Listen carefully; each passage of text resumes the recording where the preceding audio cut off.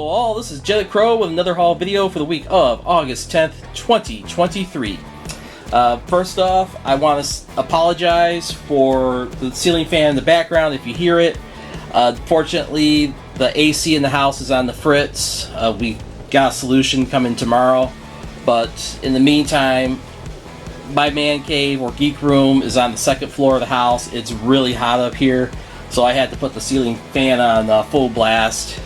Usually, if I have it on at all, it's on the lowest setting when I make these videos. But hopefully, once I add the background music to this video, it will drown out the sound of the fan, just like it usually does a pretty good job of drowning out any traffic or outside noises. So, we'll see. But if you do hear it, I apologize. Now, let's get to the comic books, because I got a lot to cover this week. And we're going to kick it right off with DC Comics as always. And we have Night Terrors issue number 3. Really enjoying this event so far. We got one more issue of the main series, and then it concludes with a one-shot. I can't remember the exact name of that one-shot. But, yep. I've been digging Night Terrors for the most part. Some of the tie-in books have been mixed bags. But for the most part, I've been enjoying this. Next up, we have Night Terrors, The Flash, issue number 2. Then we have Night Terrors, Green Lantern, issue number 2. We have a Crowbar alert. We have Night Terrors, Robin, issue number 2. And we have Night Terrors, Shazam, issue number 2. Now, I'm missing Night Terrors Zatanna, issue number 2, because unfortunately my local comic book shop, Comic Relief, they were already sold out of the book. They put the DC books out on Tuesdays, so I got there today on a Thursday, so I missed out. Maybe after work I'll try after work tomorrow. I'll try the other local comic book shop, Amazing Bookstore. They're on the east side of town, and so I don't go to them too often, but sometimes they have a few books in stock that Comic Relief is sold out of. So I'll find out. If it is, you'll see that book in next week's haul video. Moving on, we have Spirit World issue number 4. I've been really enjoying this mini-series. Only 2 more issues to go.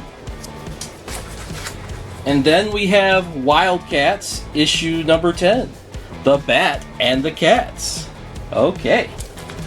Moving on to Marvel Comics with their big book for the week. We have The Amazing Spider-Man, issue number 31. Legacy number 925. That's a big wedding issue. Not a wedding I particularly care about, to be honest. It's Robbie Robertson's son marrying Tombstone's daughter, who is also the current Beetle.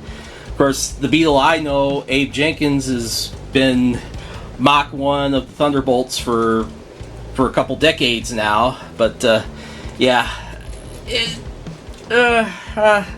we'll see. Maybe they'll have something big happen in this story. I did enjoy the previous story arc with Dr. Octopus, but all the stuff with Tombstone, I've been kind of lukewarm on, but we'll see. Next up, we have The Avengers, issue number 4, legacy number 770. And boy, I can't remember the name of this group of villains.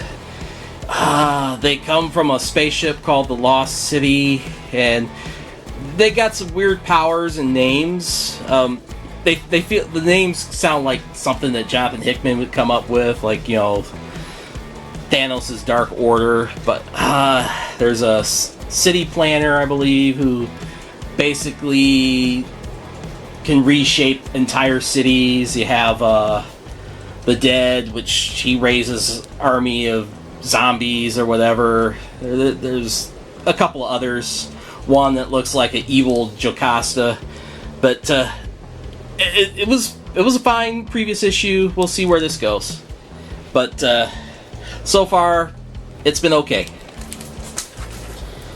Next up, we have Captain Marvel, Dark Tempest issue number 2. I'm probably not going to finish this miniseries. I didn't really care for the first issue, but we'll see. We'll see if the second issue picks up. If not, I'll probably be dropping this one halfway through.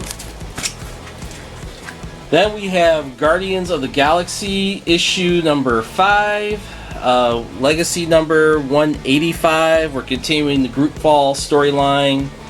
The last issue that focused on Rocket Raccoon was really good. Well, again, we'll see where it's going. And they got this thing going on with Jonathan Hickman introducing like a new pantheon of gods or whatever in the Marvel universe, but it doesn't look interesting to me, so I'm probably going to pass. Then we have Red Goblin issue number 7. We have Normie Osborn taking on Crossbones. Excuse me. I won't say anything in particular, but if you know the full history of Crossbones, you know why I find it a little icky that he's fighting Red Goblin, and I'll leave it at that.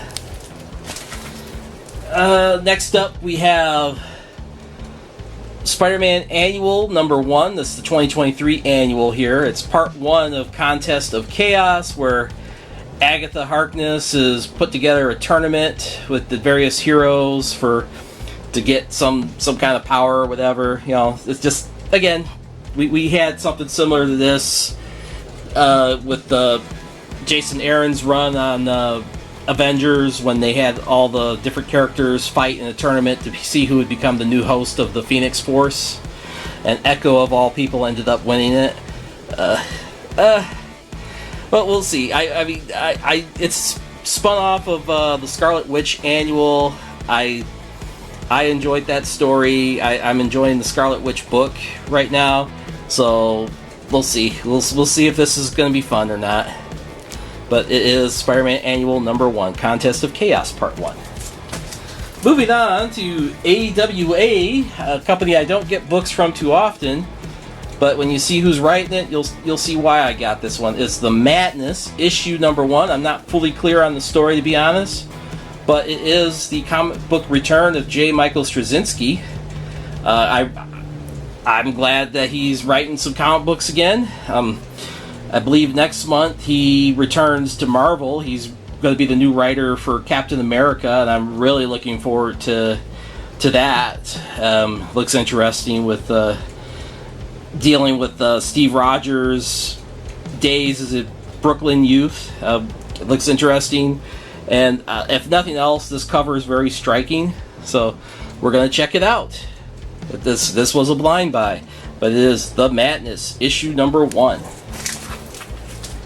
Then we have from Dark Horse Comics, Barnstormers, issue number 2, written by Scott Snyder.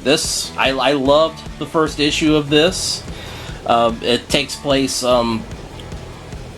just after World War I, before World War II. So the early days of Hollywood, but that's not really about Hollywood, even though that looks like a Clark Gable movie poster right there to me.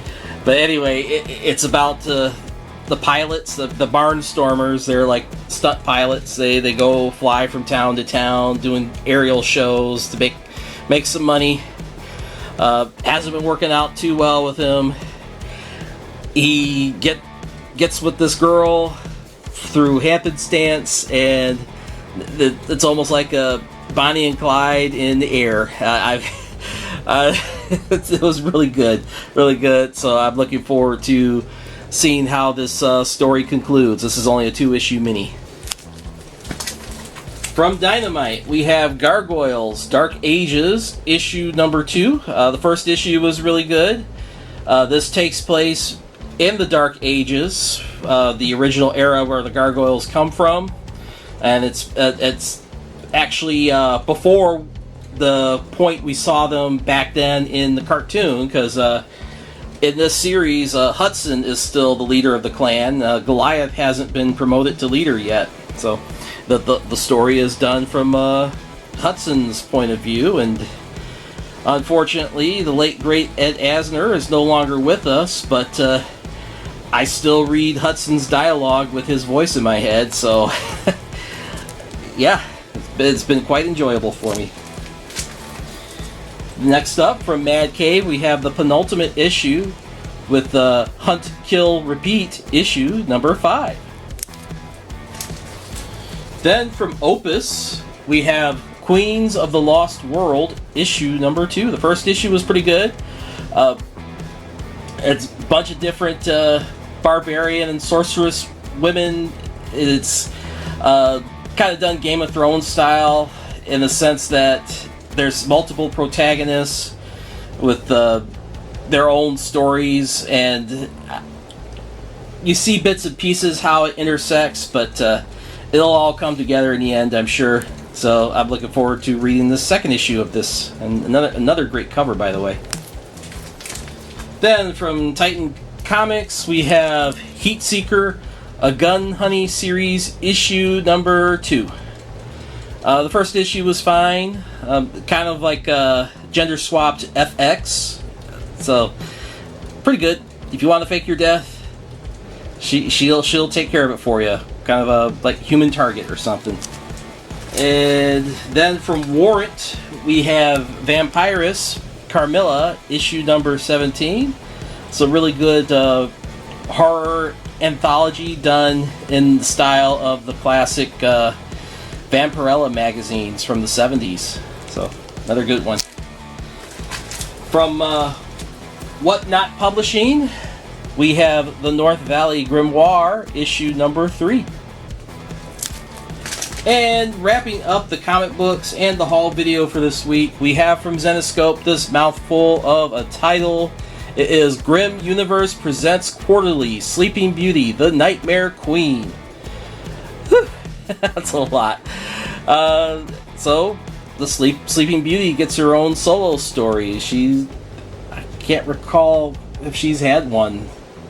But anyway, it has 72 pages of content. Yeah! Alright guys, that is it for this week. Even with the fan on full blast, it's hot up here, so I am gonna take my butt downstairs, edit this video, and upload it to YouTube for your delight. But if you want to see more, well, first of all, if you like it, I always appreciate comments, and please feel free to give me a big old thumbs up down there. And if you want to see more, there's a video right there. There's a video right there. You can like and subscribe right there. So later, and bye, and have a great weekend.